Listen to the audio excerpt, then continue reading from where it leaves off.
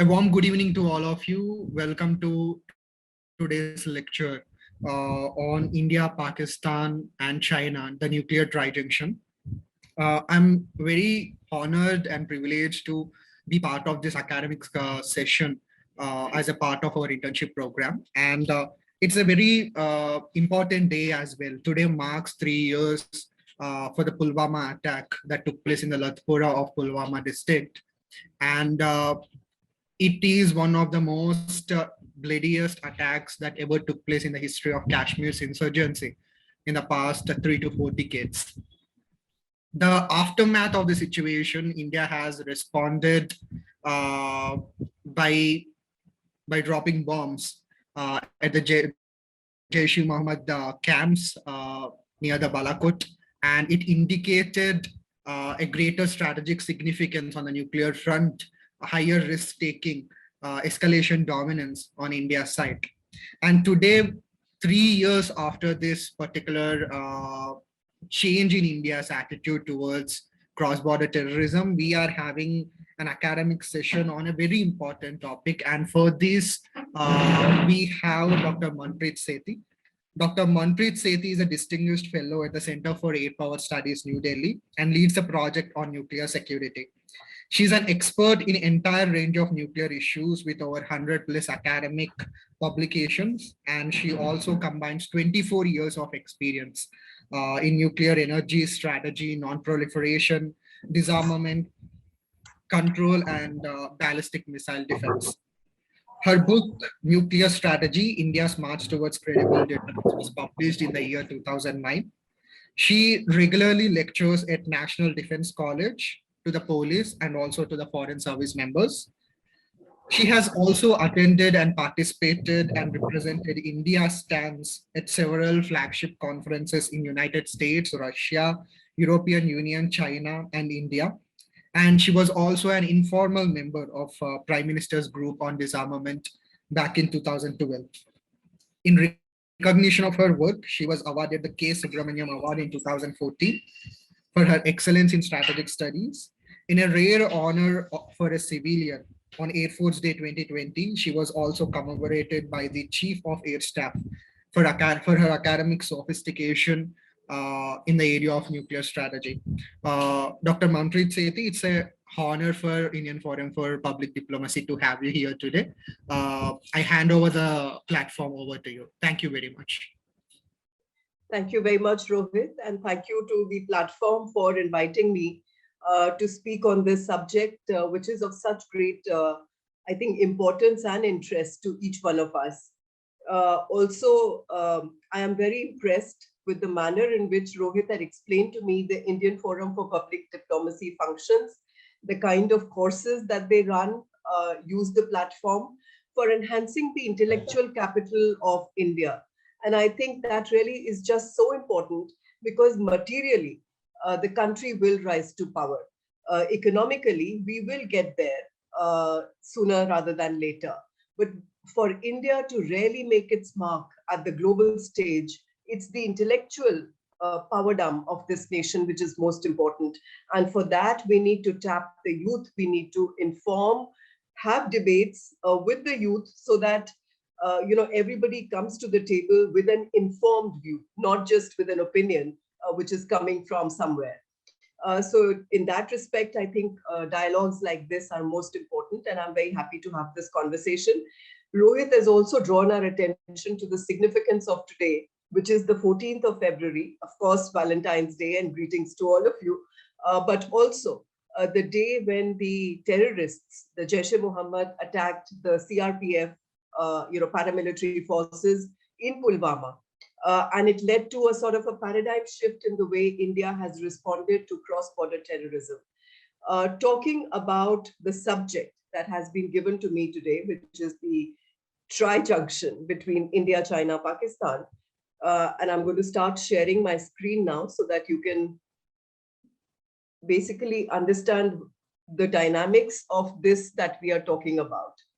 So the China, India, Pakistan trilateral nuclear junction. I've made a very short presentation because I want this to be a rather interactive session. I would want to listen to you and try to answer questions that arise in your mind. But in this short presentation, I want to bring out before you the nature of this trijunction.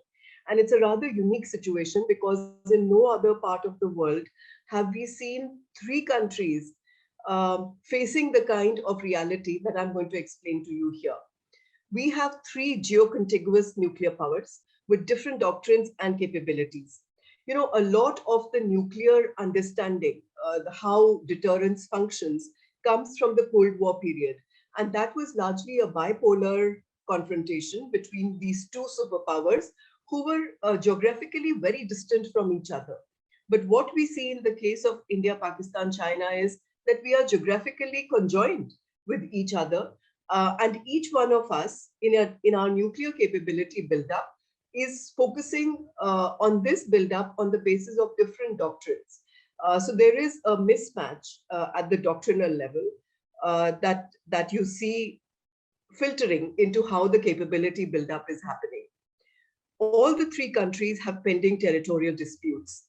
So whether it is India and Pakistan or it is India and China, there are these territorial disputes, not just border disputes. They are more than that because large chunks of territory of India are claimed by both Pakistan and China. And the three of them have also got involved together in the territorial conflict once Pakistan handed over a part of the Shaksgam Valley to China. So we are three stakeholders on territorial disputes here. The region then comprises of two adversarial nuclear dyads. There's India, China, and India, Pakistan, who have an adversarial nuclear, relationship. But we also have a chain conundrum, which is emanating from the global level and coming down to the region. And by this, I mean that what China perceives as its nuclear adversary, or the dyadic relationship that the adversarial dyadic relationship that China has is with the US. So things start in the United States of America, policies, postures, doctrines, strategies, capability buildup that happens in the US gets reflected then in China and it filters down to India and then to Pakistan. So we are not looking at just bipolar, dyadic relationships. We are also looking at a chain conundrum, which makes things extremely difficult because no two states are able to arrive at any confidence building measures or arms control without having to involve the others. The implications are just in the form of the chain.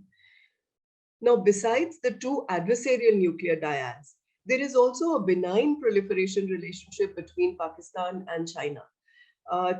This goes back to the 1970s. China has provided nuclear material, equipment, reactors, even conducted a nuclear test for Pakistan at Lopnor. So this relationship at the nuclear and the missile proliferation level goes very deep, and it continues to remain a relationship of concern for the world in terms of the proliferation potential that it has.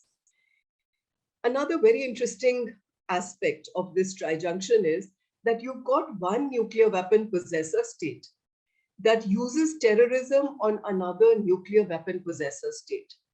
So this then raises the risk of crisis escalation at all moments in time, because the use of cross-border terrorism blatantly by a country that has nuclear weapons, believing that it can shield itself because it now has nuclear weapons on another country that has nuclear weapons, is a phenomenon that hasn't been seen in the past. It puts India in a rather difficult position.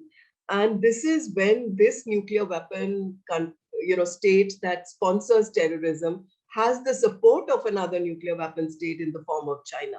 So proxy terrorism that goes on is extremely troublesome. And lastly, I would say there are increasing nuclear risks in this trijunction because of the capabilities, the brinksmanship behavior, and the fact that there is no dialogue that happens between the three of them. There's no nuclear dialogue. The political relationship, of course, has been very difficult between India and Pakistan, despite having some very good confidence building measures that have been crafted over time.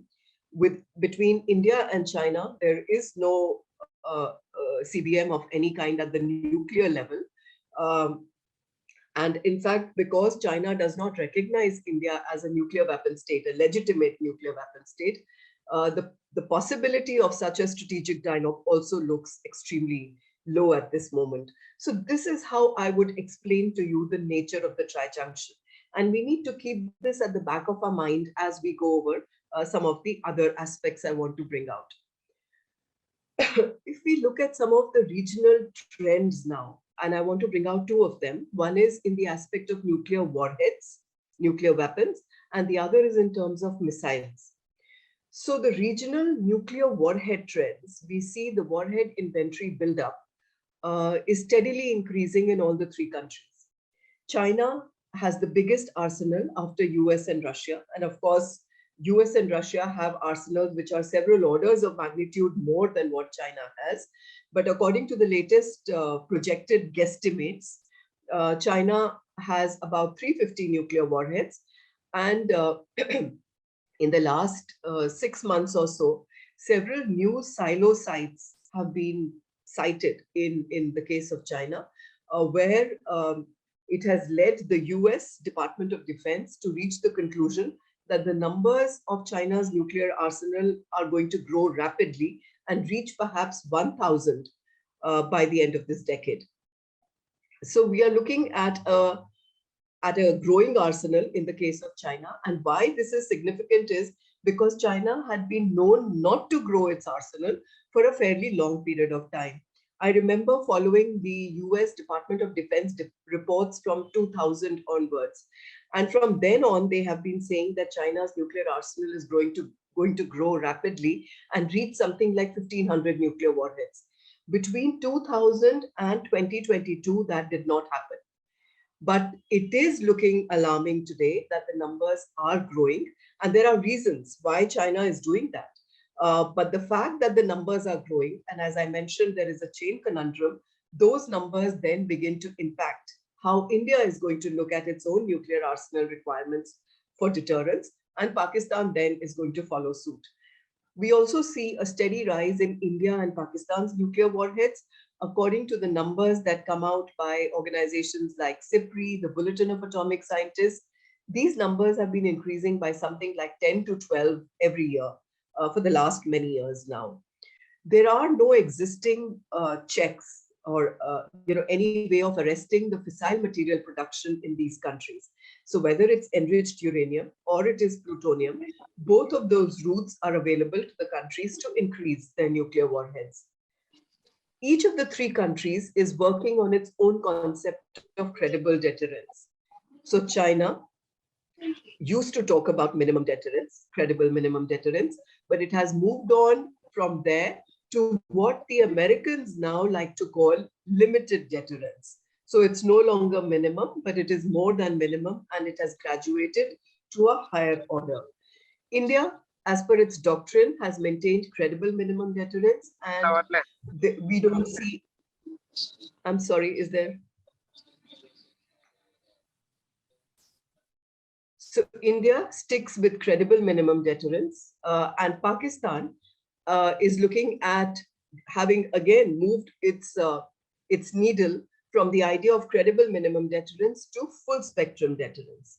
And in the context of full spectrum deterrence, they are looking at trying to deter India at every level of conflict with the availability of all kinds of ranges of missiles and yields of weapon. So they talk about, as you know, tactical nuclear weapons, which are low yield weapons for battlefield targets, as well as longer strategic range missiles going up to something of the nature of Shaheen 3, which would be 3,500 kilometers in range. So from 60 kilometers to 3,500 kilometers is what Pakistan traverses that territory as part of its full spectrum deterrence. The missile trends now, we are seeing improvements in range, in accuracy, in reliability, in survivability. All these dimensions of missile capabilities are improving in all three of them. So all three have moved to liquid to solid fuel missiles. And the importance of solid fuel missiles is that you can make them mobile. They are with a greater level of readiness to be launched. All three of them have dispersed the missile over the triad. So whether it's on land-based missiles, or it's through air delivery, or it's at sea, the missiles have been dispersed across the triad. So in the case of China, you've got the SSBNs, the nuclear submarines, which can carry nuclear-tipped missiles. In the case of India, we've got one INS Arihant, which is operational right now. In the case of Pakistan, they don't have an SSBN, but they have put their nuclear-tipped missiles on their surface vessels in order to, as I said, disperse the capability. And the idea of all of this is to enhance deterrence by showcasing that you will not be able to attack me in a first strike and take away everything that I have. So survivability, which is such an important dimension of signaling deterrence, is what the three countries have been trying to achieve through this capability build-up. Also, we see improvements in penetrability. And here we are talking about penetrability of the missile in order to defeat a missile defense. Now, those of you who follow this subject would remember that the US had moved out of the anti-ballistic missile treaty in 2002 and started developing a ballistic missile defense of a higher order, through which it would be able to protect itself. China and Russia have both felt threatened by a missile defense deployment by the US because it hurts their ability to cause damage to the US. So the feeling in China and Russia is that the two countries are no longer mutually vulnerable. They cannot hold US mutually vulnerable to their nuclear damage. So for that reason, they have been looking at capabilities that would be able to defeat the missile defense, and penetrability by either having on one missile many warheads, what is known as the MIRVed capability, multiple independently retargetable vehicles, so that one missile can carry many warheads and you are not able to intercept each one of them. So the damage that you would cause would then enhance the credibility of your deterrence.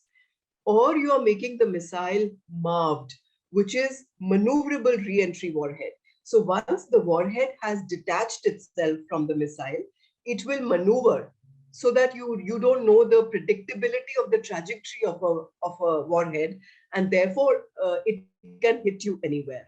More recently, you would have seen in the newspapers and other channels talking about hypersonic missiles, which are combining the attributes of speed and maneuverability. So the missile will come at such a high speed. It will also not follow a ballistic trajectory. So it'll start maneuvering right from the time that it is launched. Ballistic missiles follow a predictable trajectory. As you know, there is a parabola. So once you know from where the missile has been launched, you're able to intercept it. That is the principle on which missile defense functions. So China, and I'm talking only about China because we are looking at our region here, China has been wanting to defeat this principle of missile defense by making its missiles more and more maneuverable, coming with higher speed, and which can evade any kind of detection and interception as a result of that. So this is the kind of trajectory that we see on missile trends. Of course, cruise missile proliferation, not just ballistic, but cruise missiles have also entered the equation in the case of all the three countries. Now, China and Pakistan talk about cruise missiles for nuclear delivery. In the case of India, we do not talk about cruise missiles for delivering nuclear weapons. Cruise missiles are for conventional, targeting. Now, quickly, we'll try and unpack the India-China and India-Pak dyad. In India-China nuclear relations, as you all know, we've been in a military standoff since April 2020. Ever since the Galwan Valley incident took place, it led to a severe breakdown of the political relationship.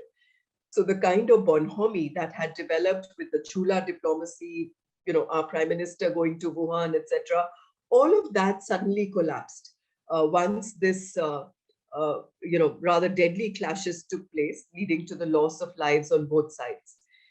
Despite our having stayed in this highly tense situation since 2020, there is a general sense of nuclear stability, however, which is largely coming from the fact that both of us have similar nuclear doctrines. We have similar approaches to nuclear weapons. Neither of the two countries believes that nuclear weapons are for war fighting. And both of us have a fairly good understanding of the fact that we are mutually vulnerable to each other's unacceptable damage. So while India's nuclear arsenal might be smaller than what China has, it nevertheless has enough which will be able to cause unacceptable damage to China in case of any requirement for use of nuclear weapons. So despite our conventional relationship being in a very difficult situation over the last 2 years, our nuclear stability continues to remain in force. But there is a growing asymmetry of capabilities that we see on the part of China. Nuclear modernization continues, and we see this at a rapid pace. Of course, it is in respect to the US.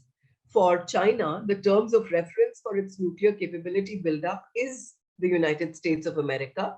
But as I said earlier, because of the chain conundrum, there is a downstream effect on India.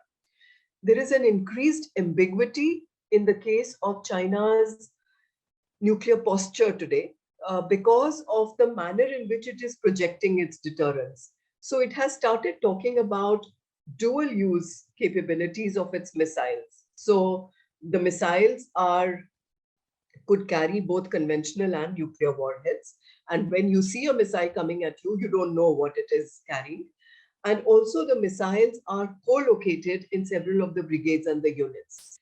So even if you were to identify a missile has been launched from a particular brigade, that's one way of identifying whether it could be nuclear or conventional. But in the case of China, it has started entangling the missiles in bases. And it is doing this with the logic that it wants to enhance its deterrence. Because the fear is that the US could use its conventional attacks on China. And in order to deter the possibility of that conventional capability coming into play, China is saying, US, don't do this, because you could be stepping onto the nuclear tripwire. You don't know whether my missiles, which are co-located, whether you might end up hitting a nuclear silo. And if that happens, then I will treat it as an attack on a nuclear facility, leading to escalation to the nuclear level. And do you want that to happen? So this is the signaling which is going on from China to the US through a measure of this nature.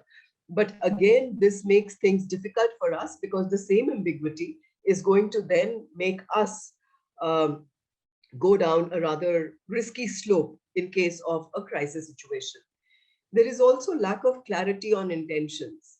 When China makes all the noises on Arunachal Pradesh, does things with passports, etc., visa granting, all of this creates a lot of bad blood between the two countries. And all of this, the asymmetry that is growing on capabilities, presents India with the fear of being sucked into an arms race. Up till now, India has been focused on its own nuclear doctrine and building up its capability based on the ideas of credible minimum deterrence and no first use. But when we see MIRVed missiles, hypersonics, entanglement, all of this taking place in China with the difficult political relationship that we have today, there is a high risk that India could also be sucked into that offense-defense spiral. And as you know, a country which has to invest in this kind of a capability build-up has to expend resources which could be better spent on many other needs of a poor, emerging, developing country. Look quickly now at the India-Pakistan nuclear dyad. Pakistan's nuclear strategy is very clear. The role of the nuclear weapons is as a strategic equalizer with India's conventional capability. It becomes a shield against the possibility of a conventional response by India, even as Pakistan wants to continue with cross-border terrorism. Following the strategy of bleeding India through 1,000 cuts, the acts of terrorism have periodically, as you know, gone on for such a long period of time.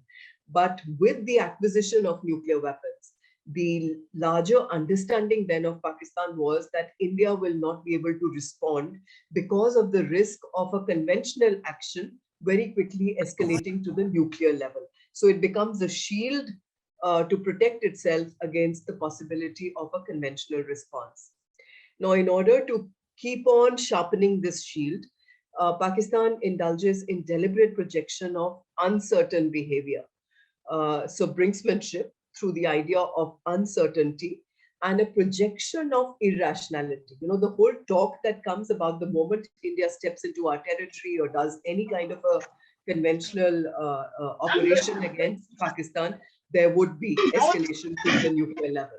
So all of this then creates this problem for India.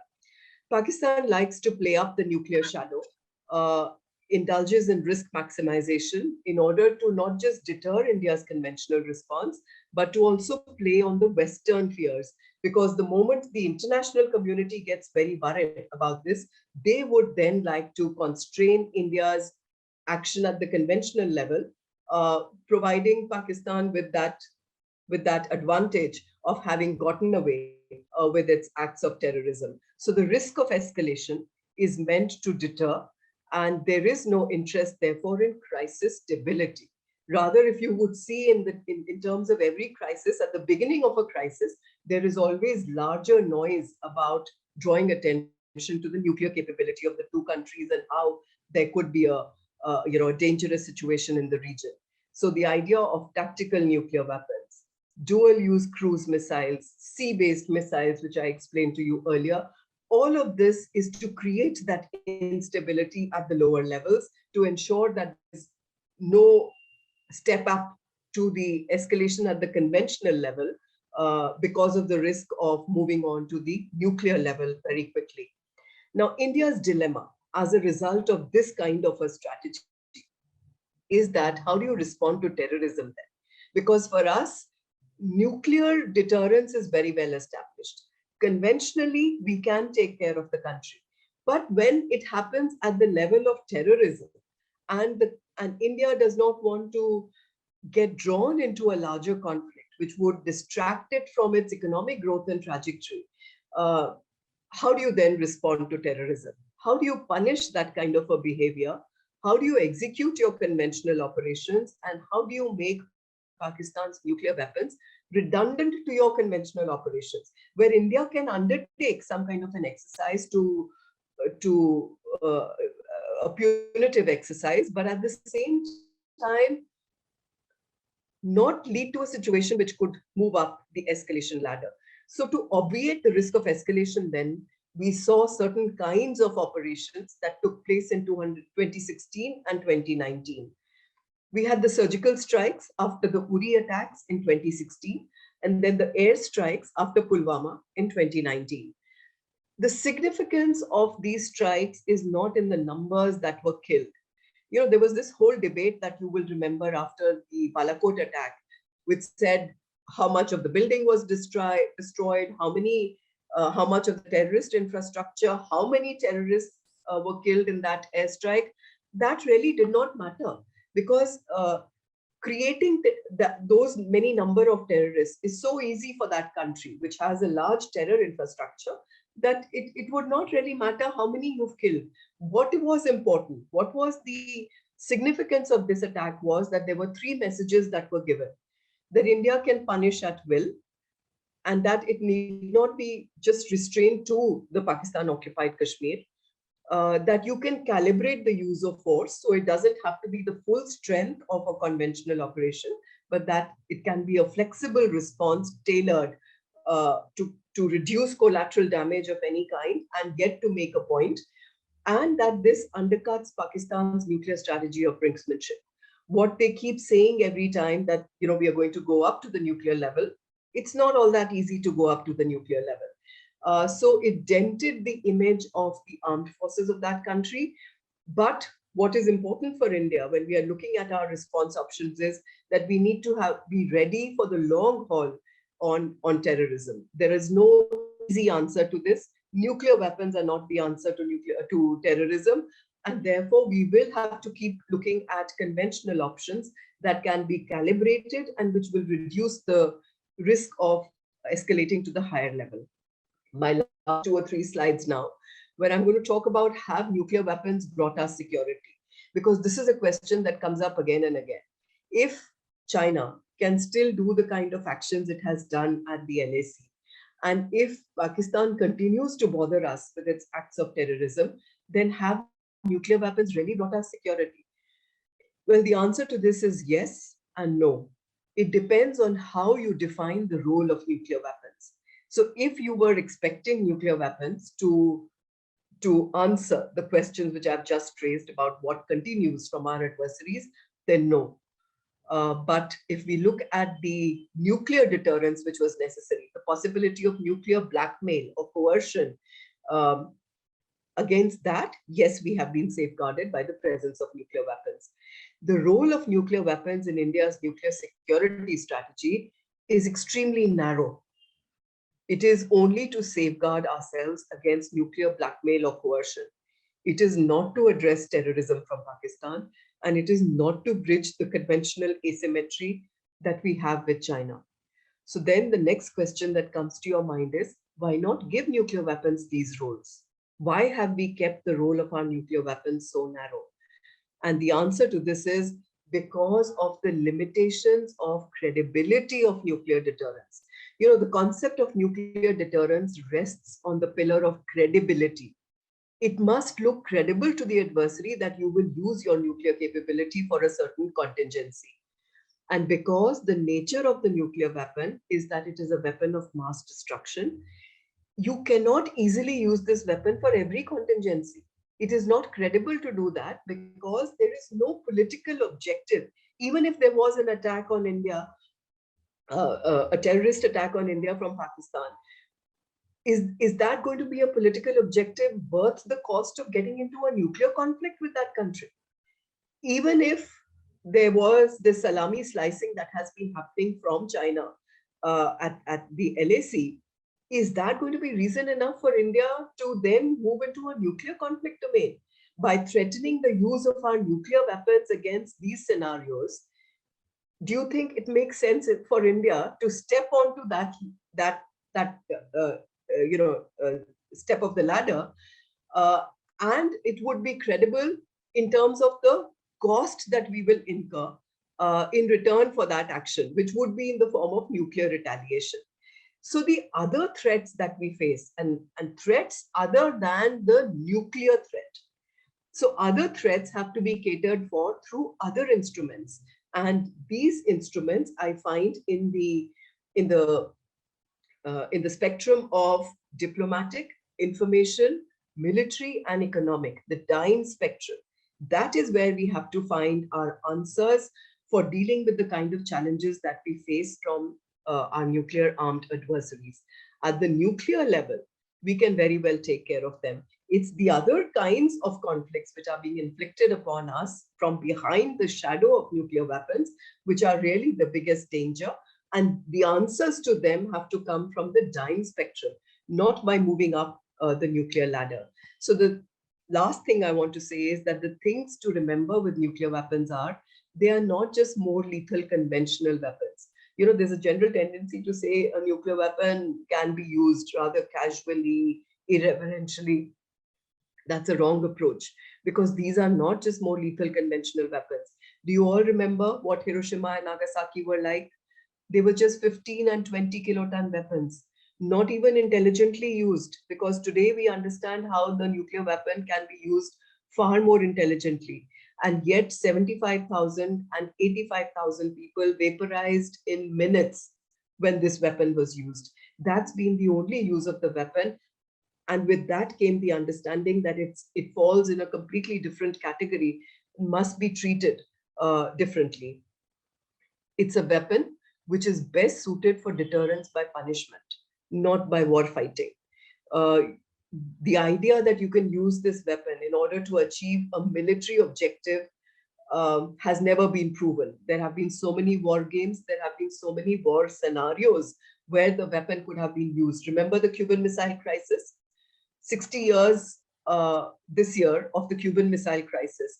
And despite the US having a preponderance in its nuclear capability over the Soviet Union at that time, President Kennedy was not willing to take that risk of moving up to the nuclear level because of the punishment that would be caused to the other side, but the punishment that will also come upon yourself.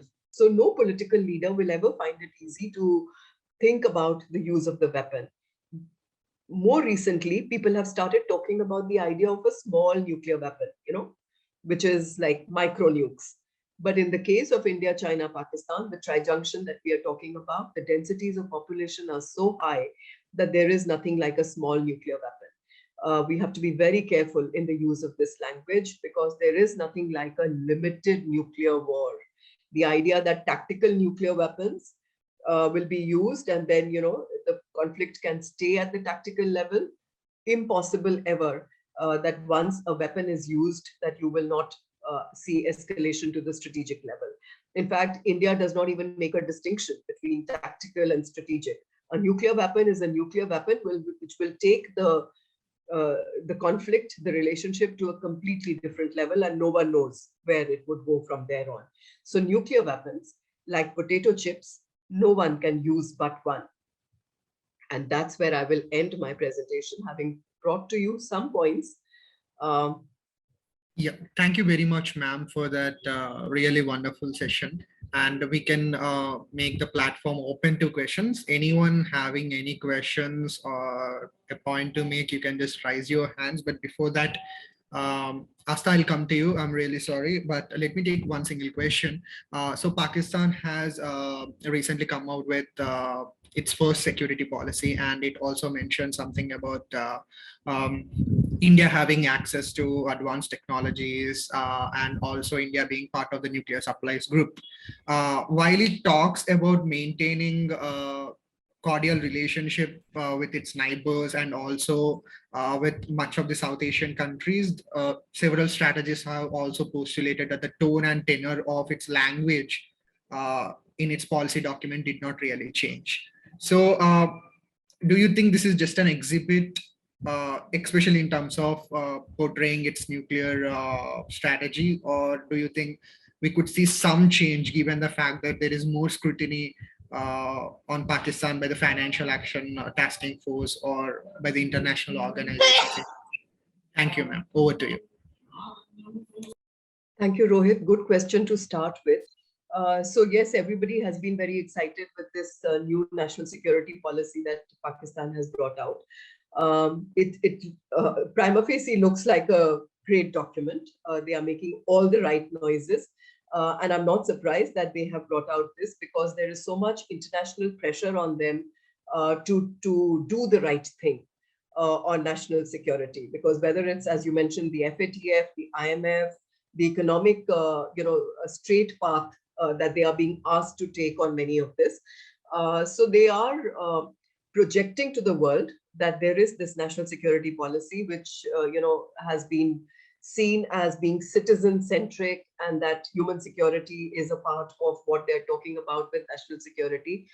I really and sincerely hope that that is at the heart of this national security policy, because what we see in the context of how India has been referred to several times in that policy does not reflect any change in how they continue to see India as a threat.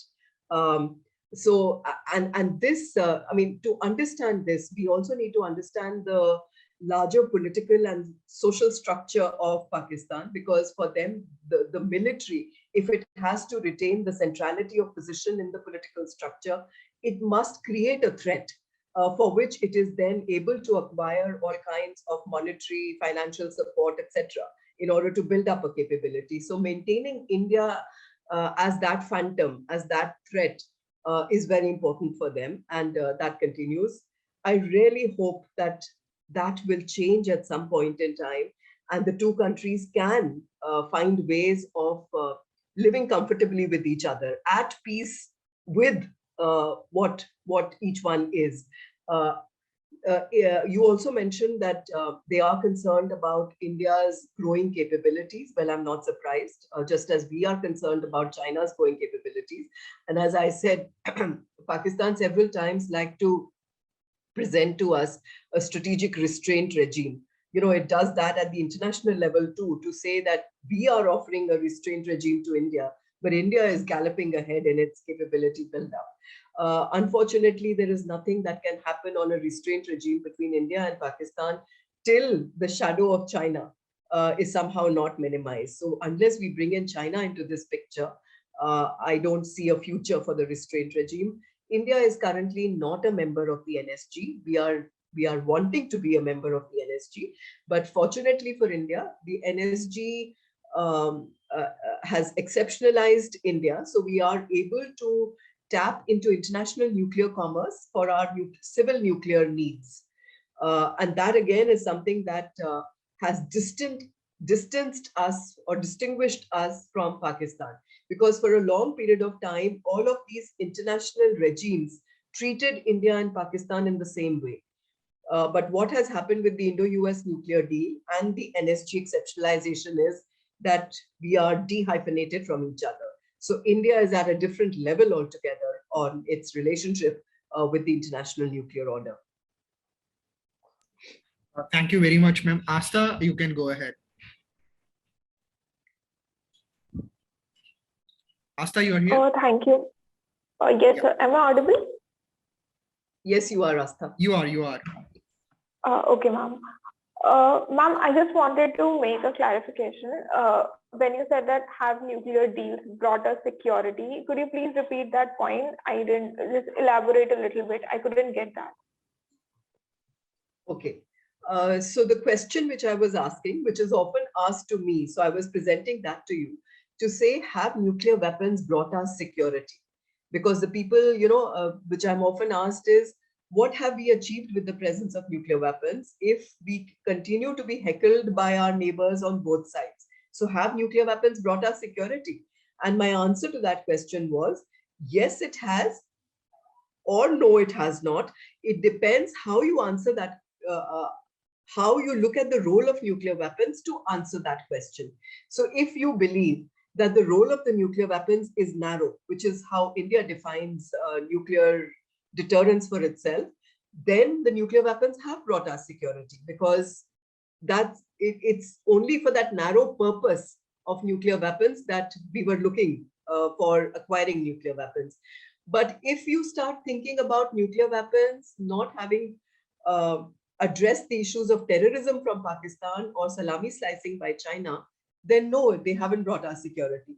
But my point is, the nuclear weapons were never meant for that. So for us, the nuclear weapons were only meant for nuclear deterrence, unlike the case of Pakistan, for which nuclear weapons are for conventional deterrence. In the case of India, despite our conventional asymmetry with China, we have not said nuclear weapons are meant for conventional deterrence. Why? Because we don't believe nuclear weapons are for war fighting, where you can fight a conventional war, bring in the nuclear weapons, and still come out looking better after having used your nuclear weapons. Because in the case of all these three countries, there is a second strike capability which is available with them. So there is no way that any of these three countries can destroy the nuclear capability of the other in one strike. And if you don't destroy it in one strike, then you're going to face retaliation. So is retaliation going to be worth it? So that was basically the point I was trying to make, that nuclear weapons serve a narrow purpose. And if you have that understanding that they were only meant for that narrow role, then nuclear weapons have brought us security. Is that better? Mr. Fraz, I believe you can go ahead. Fraz Naqvi. Am I audible? Yes, you are. So yes, I am Faraz Naqvi from Islamabad, Pakistan. And I would rather make a comment instead of posing a question. Well, basically, as the madam has said, that there are certain issues. Number one, which she pointed out, is terrorism. Well, we need to understand that there are two sorts of terrorism. One is conducted by non-state actors and others are conducted by the state actors. So when through the winter strategy of India, India is basically assigning more troops to Indian occupied Kashmir, definitely the indigenous voices of Kashmir are going to respond, especially after the abrogation of Article 370 and 35A. Secondly, Pakistan poses the same accusation on India, and through evidence as well, by the apprehension of Indian spy Kulbhushan Jadhav from Balochistan back in 2016. Lastly, I would rather suggest that it is not Pakistan who is causing the strategic dilemma, or I would rather say the security dilemma in the region. We need to go back to the history. Pakistan was not the first state to get nuclearized in South Asia. It was basically India, first in 1974 and then back in 1998. Pakistan actually responded to the dilemma caused by Indian nuclearization. As well as the India-Israel relations are concerned, I would rather make a comment that India has been collaborating with Israel on asset technology, anti-satellite machine guns. So it is also, so India is basically raising up the bar in terms of nuclear confrontation and causing instability within the region. Pakistan, China, lastly, I would make a comment on Pakistan-China relations. Well, you see, there is no formal or informal strategic or security alliance between China and Pakistan. Pakistan and Chinese relations at present are solely dependent upon economic ties through CPEC. Yes, there are mutual collaboration on some fighter jets, but 90% of that is basically aimed at economic collaboration. While India has formally joined the US-led coalition, which is called Quad, not only in the Indo-Pacific, but also in the Middle East as well. So basically, by aligning itself with the Western powers, mainly the US, it is India who is causing trouble for both Pakistan and China, because China sees India as the partner of US in encircling China, so to prevent China's rise. While Pakistan thinks that Indian collaboration with US, or for that matter Israel, is basically aimed at targeting Pakistani nuclear arsenal or to cause instability in Afghanistan, which has mainly be diffused by the fall of Kabul. So basically what Thank we you so need much, to Mr. analyze. Naqvi. Thank you for this conversation, because unless we talk to each other and address, our concerns to each other, we are actually working in a vacuum. So thanks for making all those points. I take them with an understanding that we need to talk to each other more. Terrorism by non-state actors and by state actors. And then there are states that support the non-state actors. That's another type of terrorism that we have seen. Accusations have been made about India's involvement in terror activity.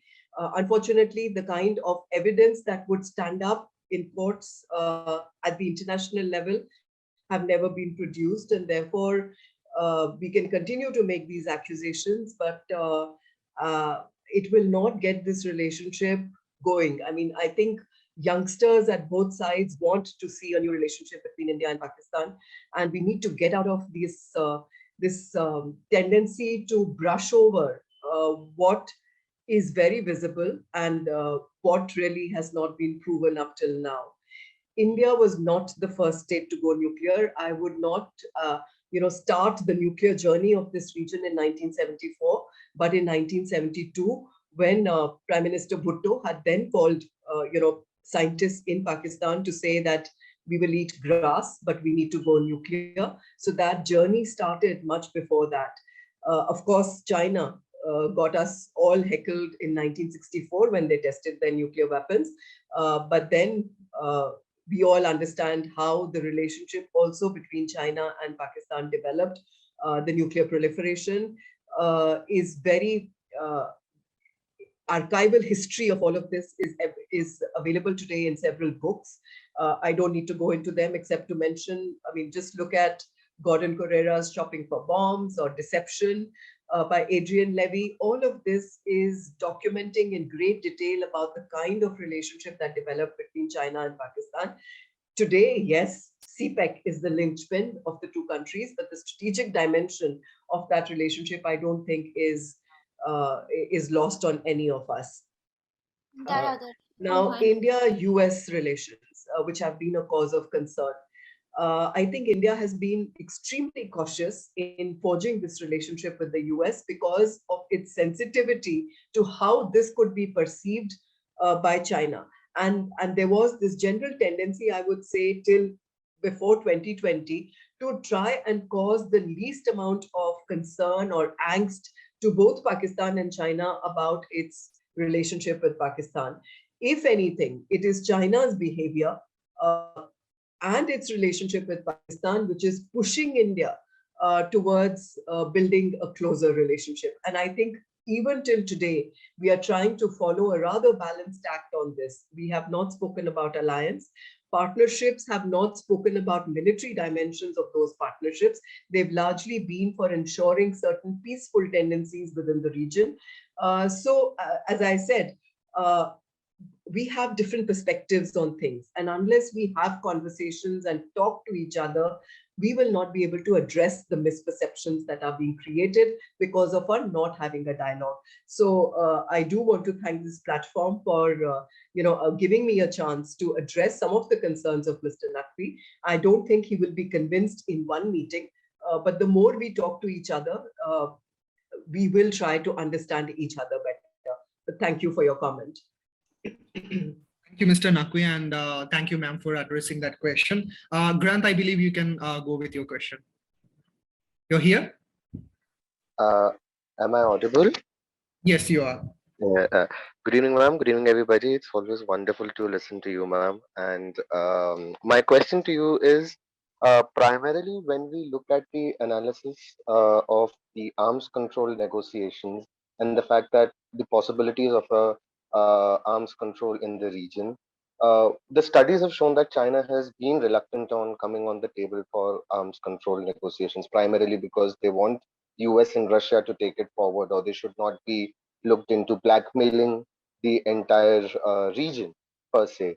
So in such a scenario, how do you bring China to table and maybe look for maybe in the future, maybe for a trilateral arms control treaty in Southern Asian region, or maybe for a plurilateral arms control treaty covering the entire region? How do we go ahead with that?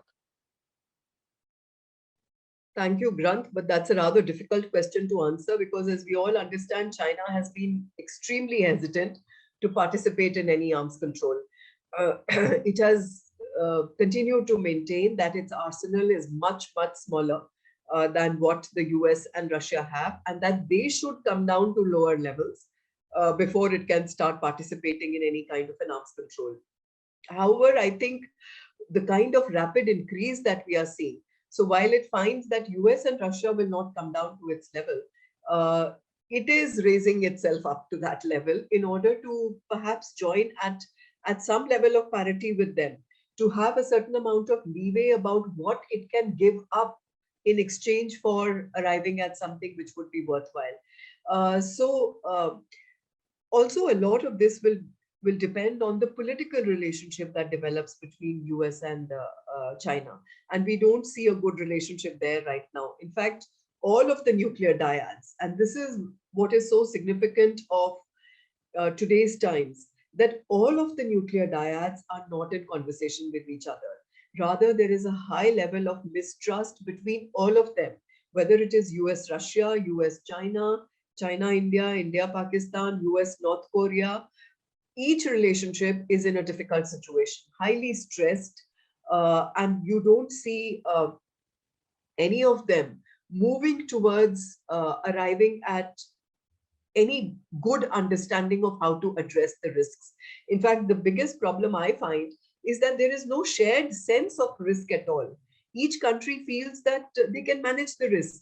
So there is no sense of, what happened with the Cuban Missile Crisis was the US and USSR started feeling the same sense of risk, that they had been to the nuclear precipice, and both of them shared that sense, that there was a common sense of that risk.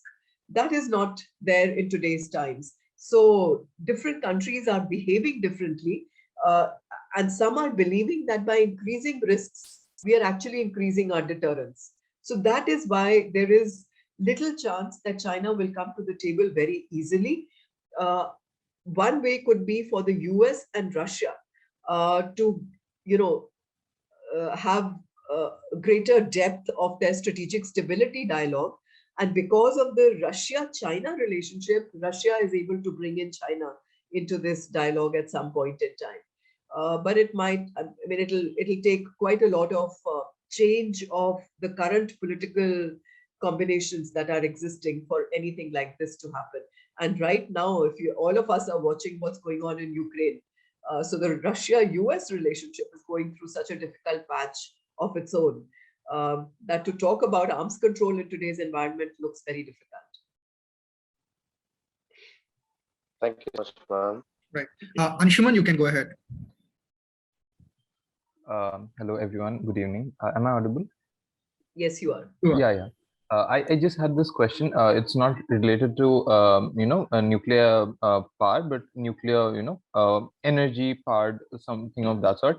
So the AUKUS deal, right? So the submarines that they are getting, they are nuclear powered instead, right? So they're not nuclear capable, but nuclear powered.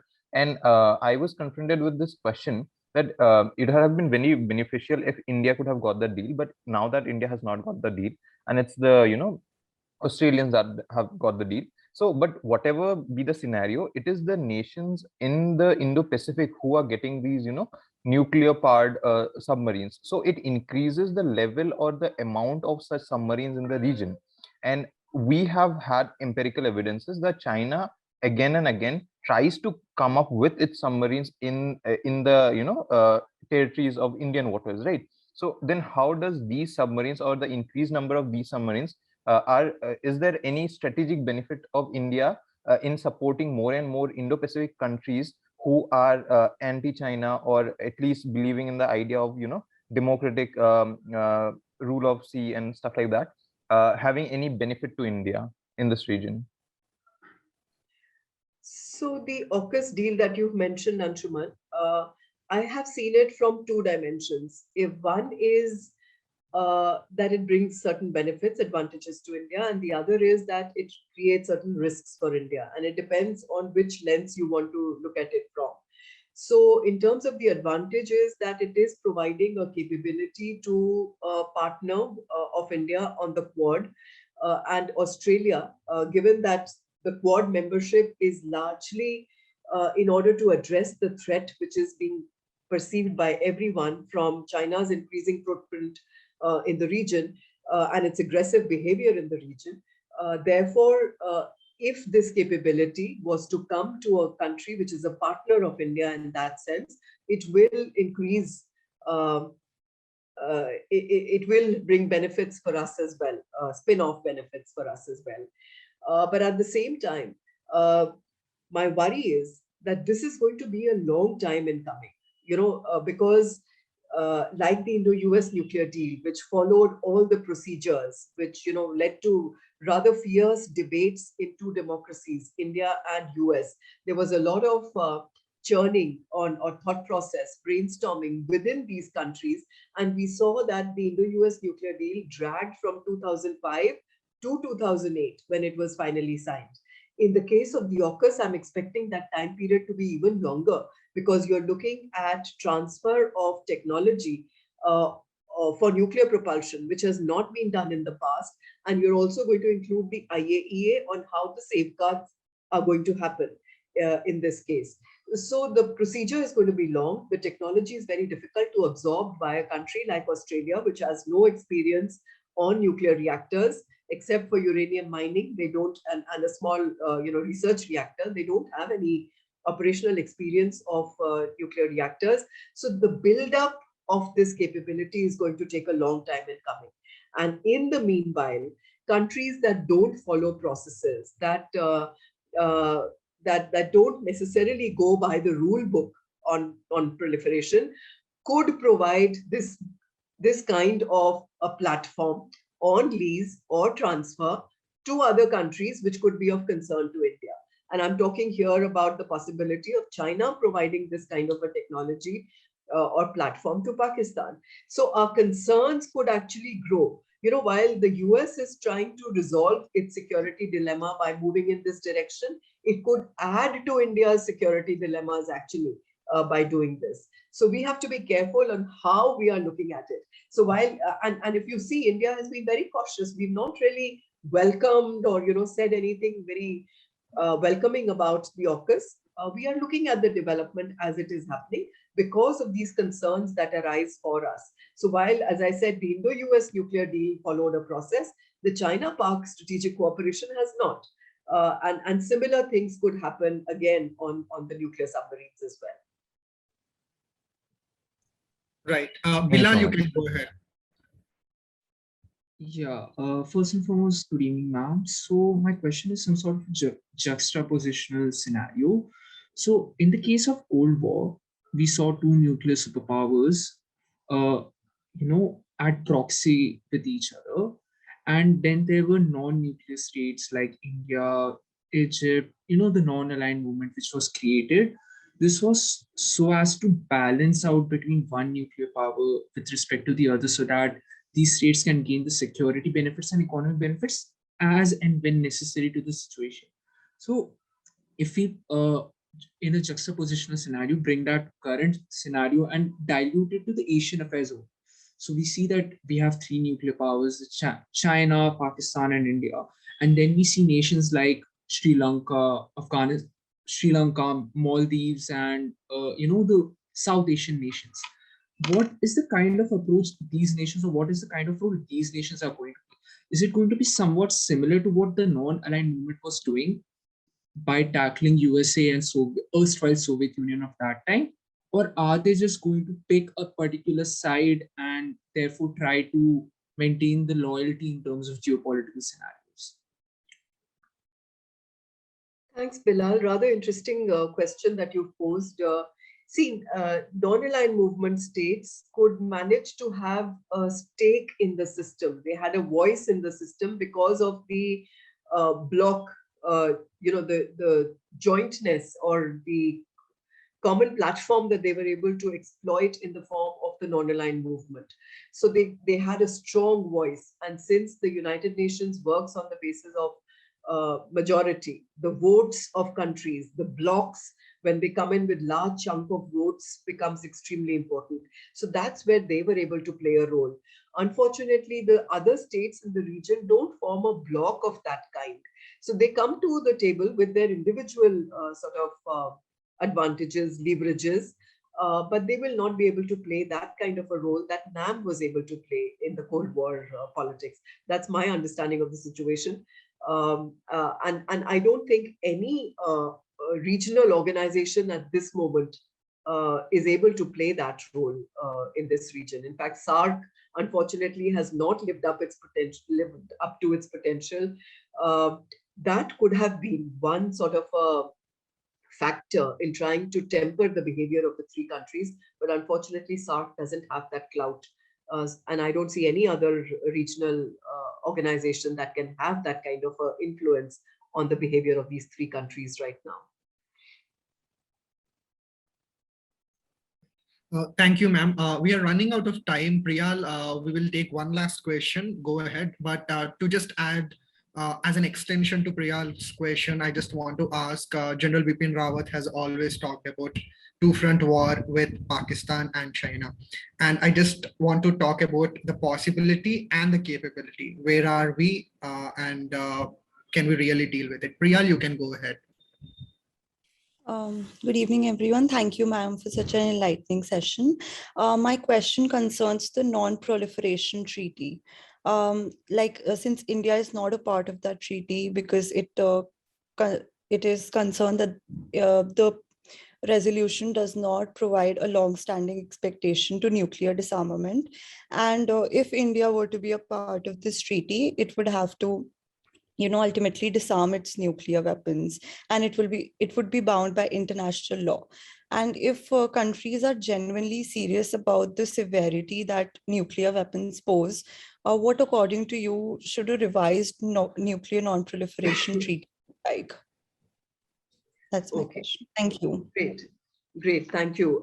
I think I must compliment all of you for the kinds of questions which have, traversed an entire range, and it's been very interesting having this conversation. The NPT. So, as you mentioned, Priyal, India was party to the negotiations of the NPT when it was being done in the early part of the 1960s.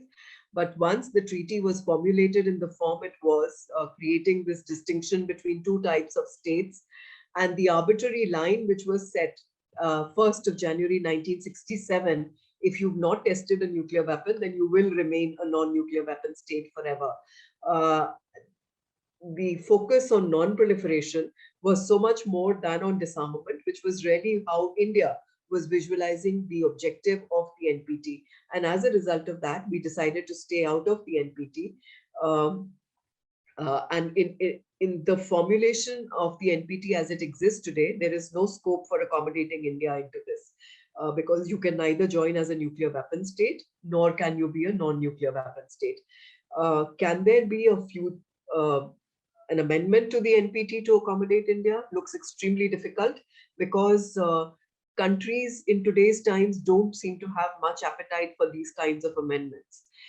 In fact, I wonder if many of you are aware of the Treaty on Prohibition of Nuclear Weapons, what is known as the Ban Treaty, the TPNW, which has come into play since 2021 January. In fact, it's just completed 1 year of its entry into force. It has about 50, 60 countries that have ratified it now. And the significance of the TPNW or the Ban Treaty is that it bans the possession of nuclear weapons, the possession, the acquisition, the manufacture, threat of use of nuclear weapons. Unfortunately, none of the nuclear weapon states have joined the Ban Treaty. So currently, the treaty has ended up banning the weapon only for the non-nuclear weapon states which have joined this treaty. But many people are looking at a relationship between the TPNW and the NPT. So the NPT can't be amended. The NPT is not going away anywhere. But if more and more countries join the TPNW in a desire to move towards a nuclear weapons-free world, then the TPNW could at some point make the NPT irrelevant. Of course, I'm looking at the long-term scenario, because right now, not many takers are there for TPNW. All the countries which are under the umbrella of the US, the nuclear umbrella of US, in the NATO states, etc., have not joined the TPNW. But there is a movement in many of these states to seek a change of policy and to move towards acceptance of TPNW. If that ever happens in the future, then the NPT can be replaced by the TPNW. But for the time being, the NPT remains what it is. In fact, the space to watch, if you're interested in this subject, is when the NPT review conference takes place in August this year. If everything goes well, then the relationship between NPT and TPNW will be developed for the first time in this review conference. So that is something that you should be looking at carefully for, in order to understand the relationship and to see how the NPT will be able to maintain its own centrality to the non-proliferation order in today's times. Lastly, Rohit, to your question on the two-front war, which is again a very difficult question. Yes, India has been concerned about the possibility of a two-front war. We are conscious of the relationship that exists between the two adversaries, and how even if we were in conflict with one of them, the other might like to create trouble at the other end in order to either distract your capacities and your energies, just to make things more difficult. Now, do we have the capacity to fight this? Well, I'm sure our government is looking at how to create those capacities. What is more important is what would be the objective of the two countries to do anything like this. Because if it was only small skirmishes in order to heckle India, I think we've got the capability to handle both the fronts. If it's anything more than that, then that is bringing us into rather difficult scenarios. And the same risks that we worry about the possibility of use of nuclear weapons from the others would also worry them. Because one good thing about nuclear weapons is that they cap the level to which you could take your escalation at the conventional level without risking escalation. And if nobody is wanting to step onto the nuclear ladder, then you can't go beyond a certain point. So your capability buildup has to be enough to be able to manage small troubles that might arise from the two-front war. But beyond that, I think the risks are then for everyone. It's not just the risk for India, but the risk that India's nuclear capability can also pose for the others. And is that worth taking by the two of them? So. Yeah, thank you very much, ma'am. And thank you everyone for your questions and comments. It's indeed a very delightful session. We have covered, I believe, a range of issues within this broader subject. And we have also covered some parts of this particular, some specific parts of this subject that can be subsumed into the larger issues in geopolitics. So thank you everyone for joining, and we look forward to more engagement with both Dr. Manpreet Sethi and the Center for Air Power Studies in the future. I thank her for joining us today. It's a great pleasure to be part of this academic session. Thank you everyone, and we look forward to further engagement. Thank you, ma'am. Thank you, Rohit, and thank you everyone. Bye-bye. Thank you.